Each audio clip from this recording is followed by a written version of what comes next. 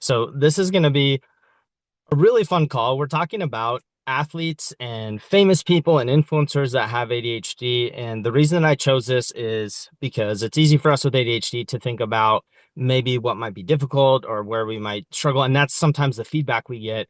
And there's not as much emphasis on the really amazing things about our brains and all of the people who have changed the world and people that non-ADHD people look up to on a daily basis that we don't think about. And that's what I wanted to talk about today is let's talk about some of these names that you may not know have ADHD. And what's really interesting is I could take this call and literally just like say off names of people, famous people who have ADHD and influencers and entrepreneurs and inventors, and it would probably take the whole call. There's so many of us, and a lot of people haven't talked about it as much, and they're talking about it a little bit more. And so this is just exciting. It's an exciting thing.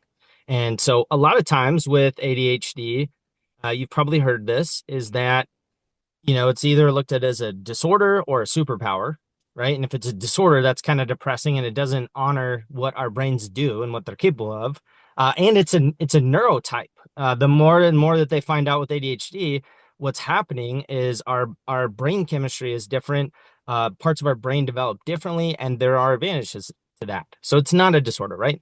If we call it a superpower, then we're invalidating some of the things that might be hard, like our executive function challenges that can happen sometimes, or emotion regulation, or things that might be difficult, especially in our, current society. And so that's why this is important to recognize what's a good thing. So what I'll say too with ADHD before we start with this is that there's two types of ADHD, and I haven't talked about this in a while. So the first type is the hyperactive type, right? And that's the more stereotypical boys can't sit still in school like the little boy. That's a lot of times what we've learned about. And you're going to see it on the external, right? You're going to be moving, fidgeting, that kind of stuff. Now, the other type is what's called the inattentive type. And that's more common in women. It's both in men and women, but more common in women. And that is all of that external movement, all the busyness. You're probably not going to see that, right? You're going to see a calm body, but the mind is the thing that's moving and kind of fidgeting or stimming or ruminating or overthinking. And both of these, you can have a combo of both. That's what they say the third type is, which is like a ratio of both. And a lot of people have a mix of both. But both of these things, remember, the reason that you're ruminating for a lot of us, or the reason that you're fidgeting, is because your brain's understimulated. So your brain's actually trying to help you. And in the inattentive type, people may not see it. It's a lot easier to be missed. A lot of people, especially I think why it gets diagnosed in women more is because there might be more masking required depending on the gender and social norms. And so both are ADHD. And as we talk about the famous people, the people we're going to talk about today, all of them have a mix of both or one or the other. So the other thing that's I think really important to talk about ADHD is there's that thought that we can't focus, right? Which we know is, if you've been on these calls, we know that's not true. What's happening really is we have an interest-based nervous system, interest-based nervous system.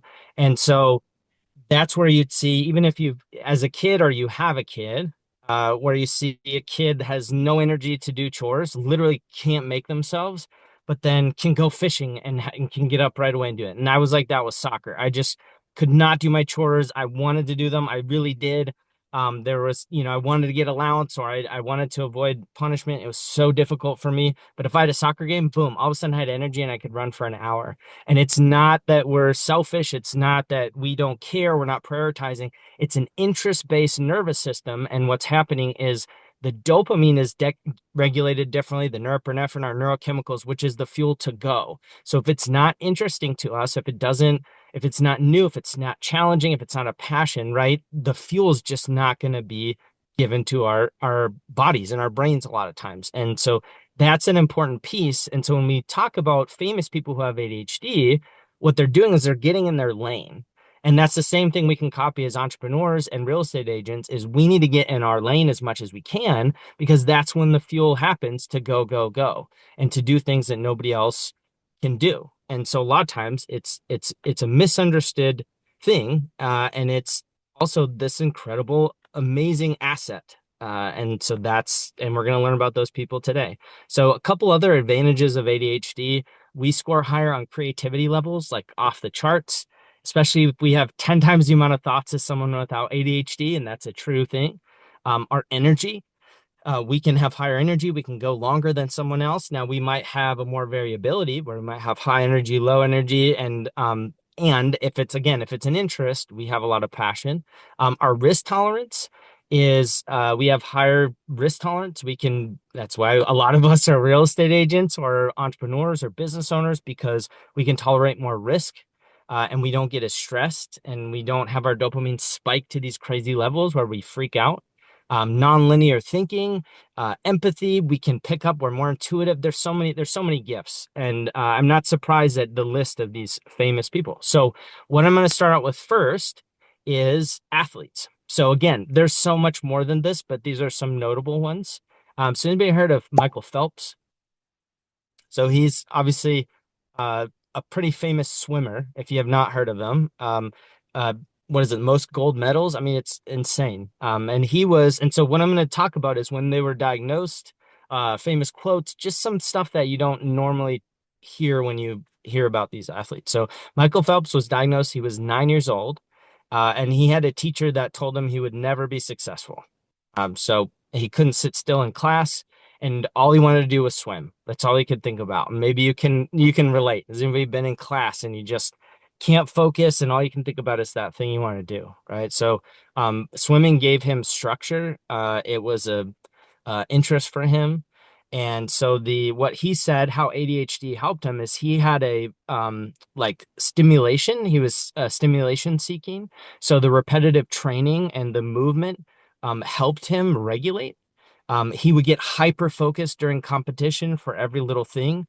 And the physical exertion of swimming actually helped regulate his emotions, which I've trained for a triathlon before, and I was really happy because if you didn't know this, any kind of movement actually can help our prefrontal cortex, which is one of the big parts affected by ADHD. So swimming and ADHD went hand in hand with him. And so for us, we can thrive in structured environments. Again, structure, but not where we need flexibility, but we need some structure in high feedback environments. And that's what swimming was for him because you could get feedback immediately on your time if you're getting better or not. So that was Michael Phelps. The next one is Simone Biles. And so look her up. She is an incredible gymnast for the US. And what she talks about is having ADHD is nothing to be ashamed of. And that's one of her big quotes around ADHD. And she also talks about mental health, and she's really balanced with that. She took time off to take care of her mental health and was open about that and just an incredible role model. And for her, what she talked about was for ADHD, she had this explosive energy that really helped. Her mental resilience under pressure, because if you think about gymnastics, that's a lot of pressure. There's a lot of pressure on those athletes. And then also the vulnerability and her willingness to speak openly about mental health because she had that experience with ADHD. That was really big for her to be able to talk about that and be a role model. And so that's Simone Biles. The next one, Terry Bradshaw. So he struggled academically due to ADHD, and I found just a little bit on him. Some people I could find more or less, but he had quick decision making, so that's something he talked about. He was really good under pressure, and then he had a very instinct driven performance and very intuitive, and there was just a lot of instinct. So remember, we have high creativity levels, which are also tied to lower impulse control. So if you have issues with impulse control or spending, or you say something before you've thought it through, or any of those things, that's actually tied to creativity. Because if you are restricting all of your impulses, how are you going to create, right? And so if you ever find yourself overspending or doing something, just know, hey, there's a benefit to that. So those are just some of the people from the athlete world. Now, the next one, I want to shift to entertainers and kind of creative types. So, will.i.am, if you've heard of them, he's a musician. He says that music keeps him sane and it kept his mind on something. So we do have 10 times the amount of thoughts as someone without ADHD. And so a lot of us do well with something to chew on, right? Some kind of goal, something to think about all the time, or we can get understimulated. And so for him, what he talked about is his ADHD helped because he had constant idea generation. So he just had all these ideas, all these thoughts. He said that he thrived in chaos and stimulation. Anybody relate to that? And as a coach, right, for so long, I've had clients say, "Well, I do better when there's a lot going on." There's a lot going on. Someone said I did better when I was getting chemo, which sounds, and they felt so weird about that. But because there was pressure, because there was stress, it gave them dopamine. So they're actually happy in some ways because their dopamine was elevated. And then he talked about having rapid creative output. So our brains need a lot of input. We need a lot of stimulus. And so if you ever find, is everybody on their phone while they're watching TV, or reading a book and listening to music or walking, listening to books on tape, we actually do well with stimulus because a lot of times our brains are understimulated. So the next one is Justin Timberlake. And Justin Timberlake has talked about, and I know there's some people on here that can probably relate. He has OCD and ADHD, and he actually saw that as a benefit. So he was able to juggle multiple careers. He was really detail oriented, especially in music, being able to pay attention to all of the little things and being very particular about that. He talked about, again, performing really well under pressure, that was an asset for him. And he had high productivity over, he was an actor, he was a singer, he did all of these different things. And so that's how it was a benefit for him. The next one is Adam Levine. So he's from Maroon 5. And what he talks about is he had trouble focusing sometimes, even while he was writing songs. He still had trouble focusing. He talks about his ADHD being very extreme. What it did, though, is he had a lot of persistence in his creative work. And there were times when he did hyperfocus, it was really extreme. So if you have a lot of trouble focusing, for a lot of people, when they do hyperfocus, it's also extreme. So if you kind of have an extreme one, there's usually an opposing extreme gift, if that makes sense. So he talks about ADHD. He's pretty open with that. Next one is Paris Hilton. So Paris Hilton is a great role model, I think, about ADHD because she's played some really interesting roles, especially, 10, 15 years ago. And she kind of acted like she wasn't that smart or something in some of the reality TV, but she is really, really smart. She's really brilliant. And she calls ADHD her superpower. And she talks openly about it. If you follow her on Instagram, she will post about it. She talks about a lot more than most celebrities. As she said, that it helped risk taking in her business, that she was able to reinvent things across different industries, her strong personal branding, and she had these really off the wall kind of crazy ideas and would jump to different genres. And I mean, she did music, she did reality TV, all kinds of stuff. And she's I mean, millionaire. She said that helped her a lot with that, and that it often pairs with entrepreneurial thinking, and that's what made her a really good entrepreneur. Okay, and then the last one for the entertainers, Jim Carrey. Did anybody watch Jim Carrey a lot growing up, or kind of look up to Jim Carrey? Right, he was so goofy. He was so goofy. Um, this I'm gonna share this. This is kind of off topic, but I'm just gonna tell you. So he was like my idol growing up. So I didn't grow up with a dad. And so I like looked at him as a father. I had uncles and stuff, but I remember writing a letter to him and asking him if he'd be my dad. And I thought about that while I was getting ready for this. It's like so sweet. That's like who I wanted to be my dad. And I have great uncles and my mom was really great. So I had a lot of father figures and I loved that guy and I would copy him. And I was probably so annoying to my mom growing up. Yeah, but he never responded back. So if you know Jim Carrey, let me know. But he was, I mean, think of somebody, I mean, he's so iconic. He thought of just the craziest humor. He didn't hold back. He obviously didn't have as much impulse control. And he was on SNL. He did these characters that was so funny and it's so original. And as we go through this list, you're gonna see, if you're not seeing already, how iconic this is, because these are people who are different, right? They see the world different and they do things differently. And that's why they were so well known, because they brought something to the table that nobody else was bringing. I mean, there's nobody like Jim Carrey. I mean, there's no one that can say, oh, they're both the same. Like there's nobody like that, right? So he's talked about his ADHD.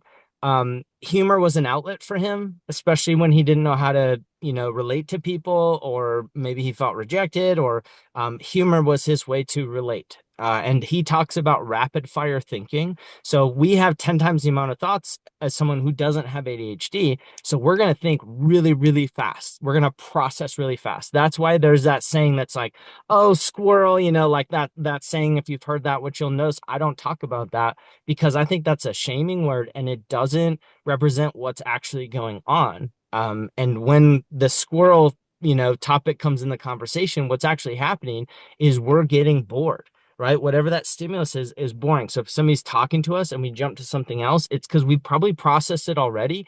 We might even finish the sentence in our head of what they're going to say before they finished it, and we're looking for stimulation. So it's not that we can't focus, it's that we're not interested, or that they're talking really slow and we just process fast. Um, he also has talked about his ADHD with his expressiveness and his emotional intensity. So with ADHD, we can have big feelings. We can have big feelings, and they can come on really fast and they can be intense. And when you find an outlet like he did for comedy and you can use that, it's a huge benefit. Now, I want to move on to some entrepreneurs and some leaders. So the first one is Richard Branson. So Richard Branson, and he's talked about his ADHD as well. And what you'll notice if you look up, millionaires, billionaires, some of the most innovative people that exist right now or that have existed, uh, majority, if not all, have ADHD. And this is a project that I'm putting, there's a lot of things I want to do with ADHD, but this is one I want on the docket, is to really figure out all the documented people and see what's the percentage of entrepreneurs and inventors that have ADHD or that historians think had ADHD. Because my guess is it's very likely over 50% from the research I've done so far. And remember, the average population that has ADHD is only 3 to 8%. So the average population is 3 to 8% that has ADHD. And yet the entrepreneurs and the leaders, majority, a lot of them have ADHD. And so far, right, maybe over 50%. Don't quote me on that because it's not scientific yet, but that's the trend I'm seeing. And that's what's blowing my mind. And that's a whole book or something going on. But it's just fascinating when you look into it. So Richard Branson, who is a billionaire, owns, Virgin Airline, and is a amazing humanitarian and philanthropist, incredible guy. And he says his ADHD helps him think creatively. And then he talks about the way that ADHD helped him is his big picture thinking, his risk taking. I mean, to be an entrepreneur like that, he took a lot of risks. And he also, this is another thing he attributes his ADHD to, is disrupting a lot of industries. So he changed airlines. There's different inventions he's done. There's all kinds of stuff, businesses he's created that have disrupted industries, that's paired certain ones together, that's changed the world. And he attributes his ADHD to that. David Neilman and Ingvar Kamprad. I don't think I said that right, but these are two other entrepreneurs that are a little bit less well known, but also very significant. And what they talked about is ADHD for innovative thinking.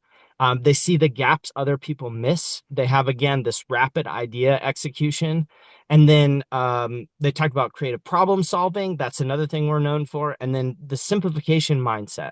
So they can take complex things and kind of simplify them in particular arenas. And so then we have, this is some of my favorite too, is artists and some inventors.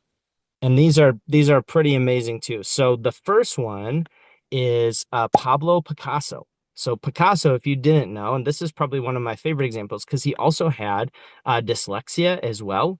And like that's why his paintings were so different, right? This dyslexia, because he had ADHD and dyslexia, and it's common to have a learning disability with that as well. But he would see things differently, and that's why the images were switched, and so that's why his paintings were so creative and so iconic. So he had, I mean, historians say their traits consistently with ADHD. That's a pretty confirmed thing. And he broke a lot of rules. So if we have any rule breakers, because this is a thing with neurodivergence, if a rule makes sense, a lot of us will follow it. If it doesn't, we don't see the logic, we don't. And I'm wondering how many other people are like that, where if the rule makes sense, then we're going to follow it and we're going to want other people to follow. But if there's no logic and it doesn't seem to make sense, a lot of times we'll kind of bend the rules. We might not take it as seriously. I'm not saying everybody, but this is definitely a trend that I've seen. And what it allows us to do, it allows us to break rules when they don't make sense.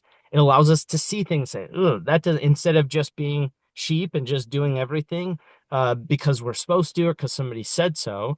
We're like, ask a lot of questions and we can be really curious. And so he kind of broke the rules of painting. And again, that's why it's iconic.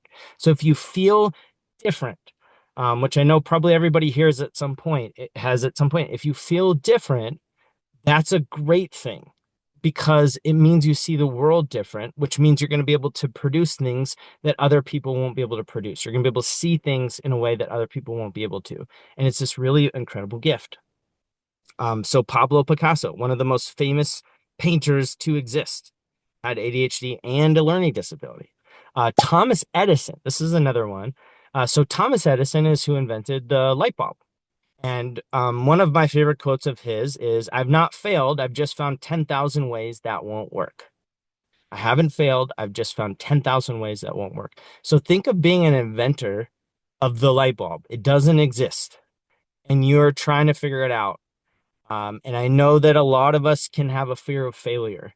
And so what an incredible thing to try it 10,000 times, right? To fail 10,000 times, to fail, right? And then create the light bulb. And that's just an inspiring thing for me personally to remember when things don't work or they feel like they failed or something like that. So he had so this is historians, his ADHD traits. He had obsessive experimentation, right? He just would not quit. He wanted to try a lot of things. And then nonlinear thinking is another thing as well. And then also, I don't, and some of you have heard me talk about this, but Albert Einstein had ADHD, and dyslexia and autism. So that's another really powerful one. I mean, the smartest man to ever live, right? Albert Einstein had ADHD, had autism, had dyslexia. They thought he was mentally handicapped. He couldn't talk until he was like 5. And then look what he did. So again, if you felt different growing up, it's not only is it okay, it's really important to switch the narrative around that because what we think about ourselves is how we're going to show up. And if there's a story, and we all have stories about ourselves growing up because if you've heard me talk about this, we get 20,000 more negative messages about our behavior by the age of 8 years old, right? 20,000 negative messages about our behavior by the age of 8. And so we grow up even subconsciously sometimes with a story that we're different, that we're not good enough, that, all of those things. And as an adult, we get to unpack that and shift that, right? And change that story to be more accurate, which is that we are gifted and we're different. And that's a good thing. So if you're still holding on to a potential story about yourself from childhood, you get to now interrogate reality and figure out if that's true and change the narrative. It's like, yeah, it was different, or yeah, I had trouble paying attention in school because it was boring. It was like, just force feeding information and regurgitating it on a test. Like it didn't help. If you struggled in school, really interrogating reality and that and saying that was not for entrepreneurs, sit still, don't move. Maybe it helped a neurotypical person, but maybe that it just wasn't the right type of teaching for you. And that doesn't mean something's wrong with you or you were a bad kid, so just rewriting that narrative is really important. Just kind of to, I guess, sum it up is that if you don't feel like you're in your element, you don't feel like you're in your joy zone for what you're doing, you can change that. And that's what a lot of these people did. And again, I could go on forever. Justin Bieber is somebody who talked about his ADHD as well. I mean, as a kid, you could watch, if you watch videos of him as a kid, he totally had ADHD, right? He was pushing boundaries, like he was kind of just doing funny stuff, messing with his band members, and he was so entertaining. And what other kid could get up there under that amount of pressure with millions of screaming people and perform day after day? I mean, that is a specialized brain. The average kid cannot do that, but an ADHD kid can. And so if we took that, if he didn't have that opportunity, imagine him just sitting in a classroom learning about something that was boring to him that he didn't care about, he would probably develop a story that something was wrong with him, right? Or something he wasn't good enough. And that's why if you're not in your joy zone, you can change that because you might just not be in your lane. You might be trying to do stuff the neurotypical way because that's what we've been told. You have to get up at this time, you have to time block in this way, you have to lead generate in this way, or you won't be successful. And it's this very absolute black and white thinking. And that is what works for a non-ADHD person, but not an ADHD entrepreneur, not an ADHD real estate agent, not an ADHD business owner. And so we get to decide what that looks like, and really get in our element. And that's where we're gonna thrive. And yeah, it's this really incredible thing. So remember, we have an interest-based nervous system. And then I'll kind of leave you with this, the acronym INCUP. So if you aren't in your joy zone, if you are feeling burned out, remember the acronym INCUP. And these are the things that motivate an ADHD brain. And INCUP stands for interesting, new, challenging, urgent, and passion. Interesting, new, challenging, urgent, and passion. This is our interest-based nervous system, right? So if you don't want to do something, figure out how to make it more interesting or more new, or do it from a new location, or make it more challenging, or set a timer, have a consequence, or tie it to a passion, right? So we want to leverage out the stuff that we're not loving, or kind of drains us. And then we want to, really get in our joy zone. And that's where you can do big things and maybe become famous and be on the list next time as well. So yeah, so that is for today. If you want to be a part of our group membership, go to ADHDtyler.com. You can get the link for that. We're doing a mastermind 7-day free trial. You can try it for a week. So yeah, ADHDtyler.com if you want more. Otherwise, we do these every Tuesday. I always want there to be something free that's really helpful because I care about you guys, and this is what I would have wanted as well. So yeah, so remember, your brain is amazing. It really, really is. And you can do really wonderful things as long as you get yourself in your joy zone and stop beating yourself up for the things that are hard. And then get in your lane because we need you. We need your gifts. That is my call for today. Famous people with ADHD. So thanks for being on. Super fun call and have a wonderful day.